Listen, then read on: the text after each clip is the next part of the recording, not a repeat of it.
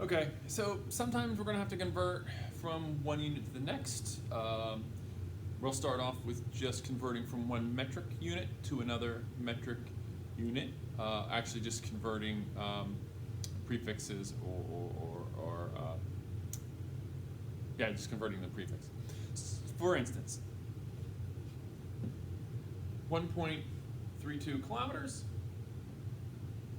I don't know why we want to look at it in terms of centimeters, but how many centimeters would that be? And in order to do this, some of you know a bunch of different ways. Some of you know how to divide or multiply by the factors. Some of you know how to move the zeros the appropriate way.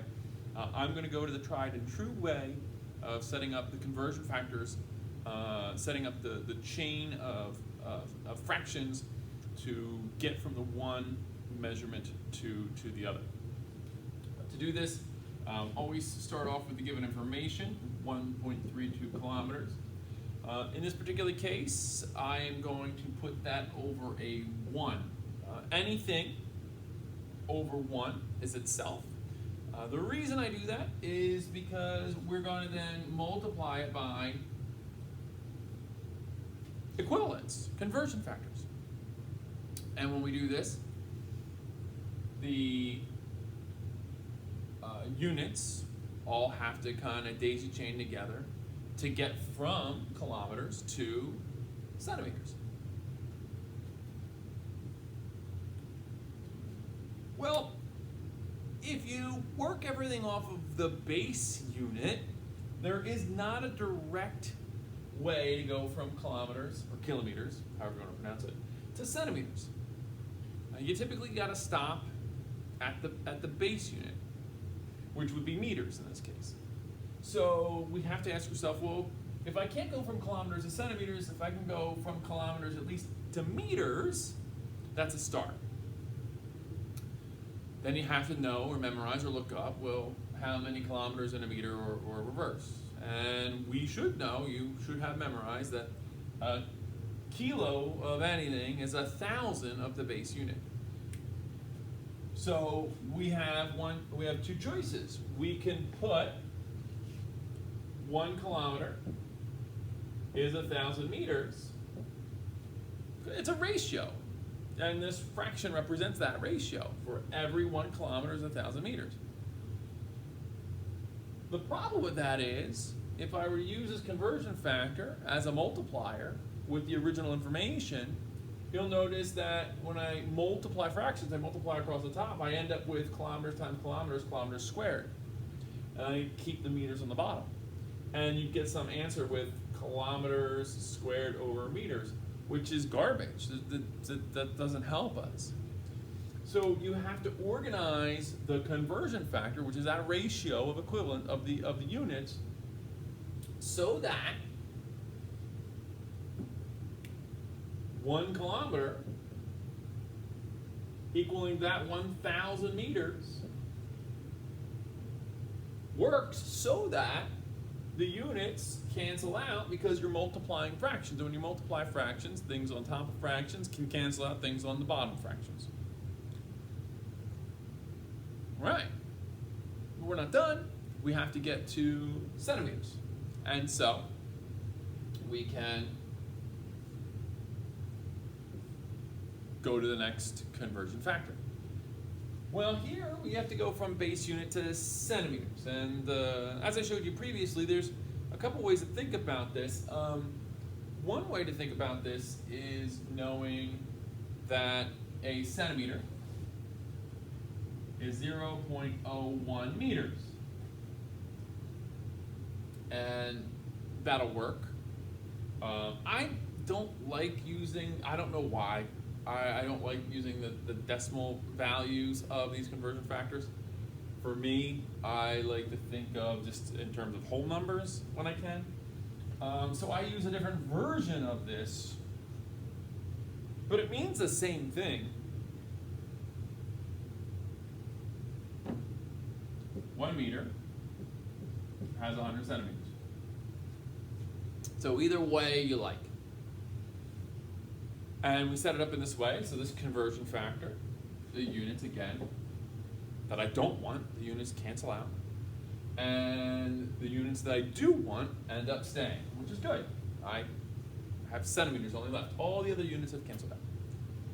And since this is a multiplication of nothing but fractions, you can just take the values and you can multiply all the top values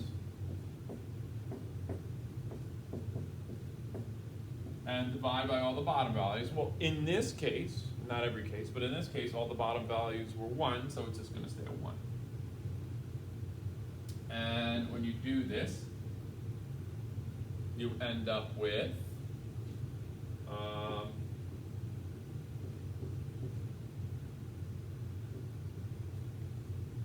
a lot of centimeters. Now, a couple things. Depending on the problem, you can keep it that way. If the numbers get ridiculously big or ridiculously small, you're going to convert it to scientific notation. That's 1, 2, 3, 4, 5. And that works well too. And the last piece is, and if you're familiar with significant figures, the significant figures of the given information have to be equal to the significant figures of the converted information. And this is the correct sig figs, because remember that the times 10 to the power, that does not count towards the sig figs. So only the 1.32. Started with that number, so 3 sig figs works. And if you're not familiar, you'll be reminded very shortly. The last thing is that whenever you use conversion factors, since they're exact equivalents, they both have infinite amount of significant figures, meaning that this 1,000 meters per 1 kilometer is really 1,000.0000000 meters, equaling to exactly 1.0000000 kilometers. So in general, because they're, in theory, have a lot of significant figures, you don't have to worry about the use of their significant figures in your calculation. And we'll cover that with multiplying, dividing, adding, and subtracting sig figs in a little bit. Thanks. So sometimes in this class, we're going to have to convert from English units or British units to metric units. It doesn't happen often in the textbook. It happens in the first couple chapters, especially with speed and velocity conversation. So what we're going to do is convert right now. We'll go over an example of converting miles per hour to meters per second. But it's a good example of just showing you unit conversion and use of dimensional analysis. So MPH, by the way, is one abbreviation for miles per hour, but mathematically it doesn't represent really well. So what we'll do is say we have 65 miles per hour. We make it into the fractional form that it is. Then we start the conversion process using the conversion factors that we have just seen, but making sure the units line up so that appropriate units cancel and appropriate units are left over. In order to do this, you're using and taking those conversion factors and making them fractions. So one of the first things we want to do is get the next fraction ready to go, and we want to ask ourselves, okay, well, I'm going from miles to meters. And I didn't give you a conversion factor that went directly from miles to meters. But there is a conversion factor that goes from miles to kilometers. So we can use that.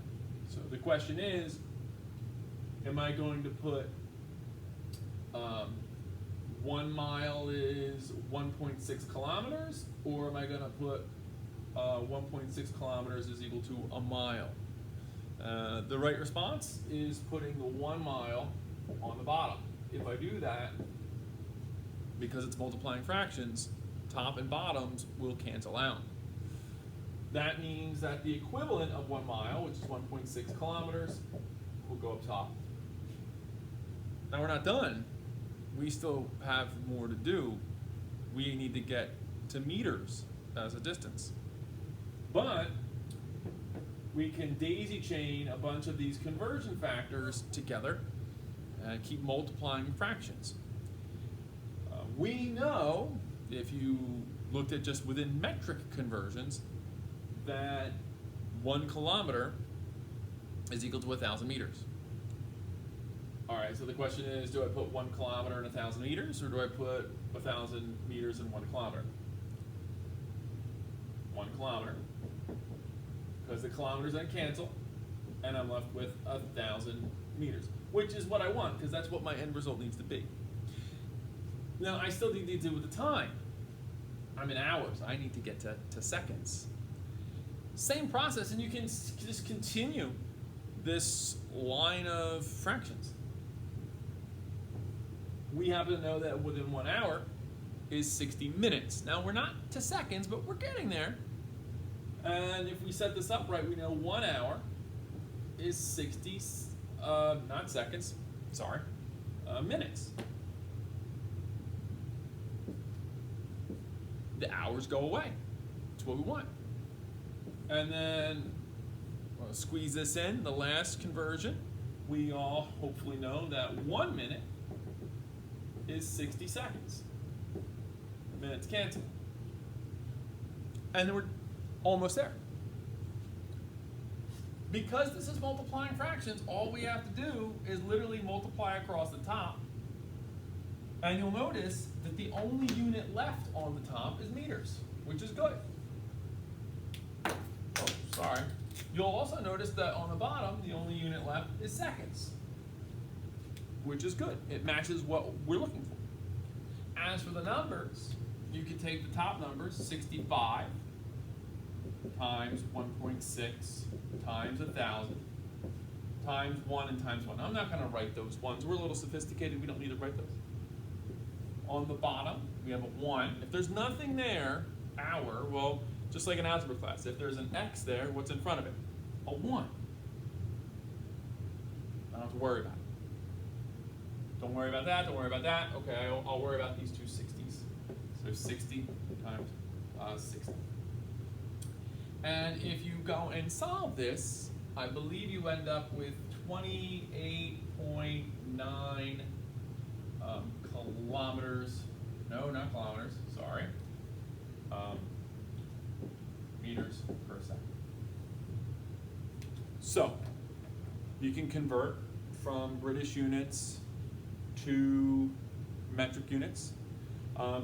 You could use this same methodology just to literally just convert within metric units themselves, because if you were given metric units and wanted other metric units, you would use, you can see that here, just using the metric units accordingly. So you should be able to convert from, you know, say, megagrams to centigrams by daisy chaining appropriate conversion factors together. So you need to know this so that you can utilize it on our problems, and we might even have some kind of little quiz or assessment on it. Thanks.